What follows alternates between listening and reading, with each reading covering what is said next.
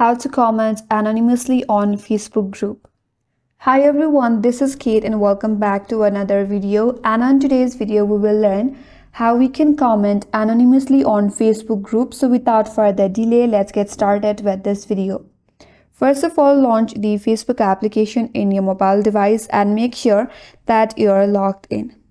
Now, to get to your groups, tap on the profile icon at the top right with the three-line icon. Once you land on menu page, scroll down and from the menu section right here, tap on groups. And here you will find all the groups that you are joined to. So select the group, scroll down and look for the post where you want to make a comment on.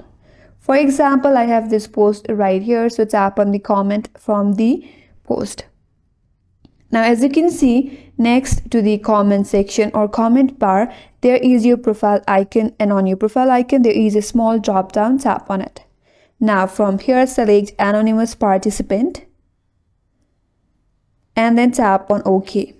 And now here, you can add your comment, and in this way, you can comment anonymously on a Facebook group. And that's all for today's video.